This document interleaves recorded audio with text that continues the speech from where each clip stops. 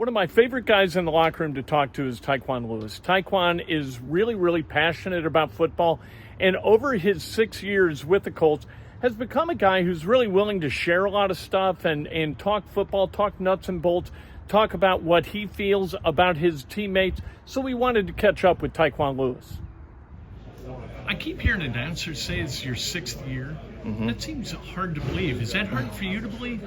Kind of. Everything happens so fast, Still feel like you're young, but time flies. How would you assess your career? I mean, you've had fits and spurts. You've had really good times this year, a really good time. You've had to learn through some adversity. Mm-hmm. Through 6 years, where do you think you're at? Still going. Each and every day I come to work. I'm blessed to be here. And I feel like, just still gravitating, still climbing every day.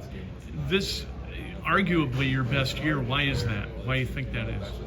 I think mainly is just because, after 2 years, nobody knows what could have happened within the 2 years that I've been injured. So, it's just amazing what could happen when you stay healthy. There seems like we talk about the collective stats that you guys have, the number of sacks all put together. And it seems like you guys collectively really, really like each other and enjoy playing together. Is that kind of a rare thing, or? I don't know. I've been fortunate to be around some great D-line groups, especially in college. I think almost everybody on that D-line group got drafted, and we all played together in college. A lot of first rounders, second rounders, me, myself, Sam Hubbard, Draymond, DeBosas, Chase Young. I mean, all of us, coming from college and coming here, not really a lot of egos. If any, I don't think there's no egos in this. It's just a great group of guys who like being together in the locker room. Do you take as much joy from Quiddy getting a sack as you do you getting a sack? Most definitely. 4 equals 1. Like I said, we're all rushing together. We all believe in one another. Best person out there who gets a sack, they deserve it. Everybody's striving for something. So this has been an interesting year. You guys 7-6, right in the thick of the playoff race. Right. That doesn't happen every year. Is there a heightened sense of urgency going into this week against the Steelers? Oh, most definitely. I mean, like you said, you're in the hunt. Everything's at stake. I'm not gonna lie. I'm a sore loser. Are you? Yeah, I am. But to me, every game is do or die. It's like it leaves a bad pit in my stomach. But after a while, I flush it and I move on to the next opponent. How long does it take you to flush it? As soon as I cross the white lines.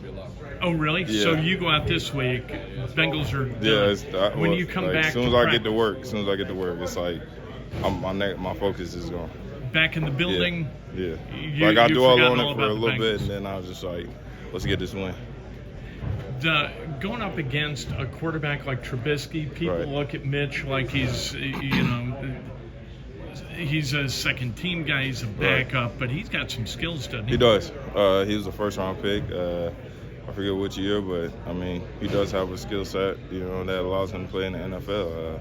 I don't take anybody for granted. Cincinnati has a backup. We played against quite a few backups. And you're playing with a backup. That's what I'm saying. We're playing with a backup. This is, like I said, this is the NFL. Everybody's, if you're in it, you're eligible to be a good player. So. Grover being back, what's that mean to you guys? Grover's my best friend. It's always like a blessing to have him on the field because, that's like an unstoppable force. I mean, he's a hell of a player, great locker room guy. He brings a smile each and every day. We share similar qualities, so it's always good to have him back. He's always smiling. It seems like when he doesn't know how to look, he just says, okay, I'm smiling. Right. When you say you're a bad loser, does that extend to everything? Does that, not just football, but everything in life? Not everything, but... Like if you play cards, are you pissed off when you lose? Yeah, sometimes. Yeah. But now I'm to the point, I mean, my profession, my job, Yeah, I'm a terrible loser. When it comes to this, terrible.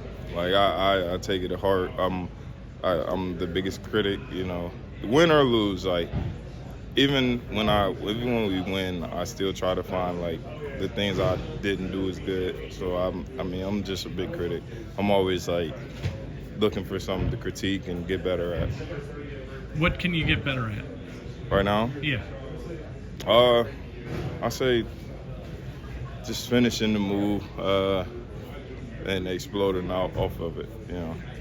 How much of your position is about what you do and how much is about how you do it? You know what I mean? Like you've got tactics, like moves, but then you've got to play with some fury, with some ill temper. Right. What's more important as you go after a quarterback or try to make a play? I think everything goes hand in hand. Yeah. So I can't really say. It's not binary, they're not split, right? Yeah. From the snap, start to finish, you know, alignment, assignment, keys, technique, you know, get off, you know, knowing what you're going to get, low hands, high hands, regular puncher. It all depends, you know, just going into it with a plan. Do you know, like, Saturday's game, and not to get specific, but you got a game coming up. Right. The guy because you kind of move all over the place. Yeah, do you have to learn everybody on the line and what they like to do? Yeah, I do. How is that a challenge? Is that fun? I don't know. I've been doing it for so long, you know, so, you know, it's like studying, you know, for an exam. And then on Sunday or on Saturday this week, the test comes, right? Yeah. 6 years for Tyquan Lewis. He's been a Colt. Still seems like second rounder out of Ohio State. It seems like it's his third year. Maybe that's because of the injuries. I don't know, but he's playing his ass off this year, and he's really fun to watch. He's fun to talk to, too.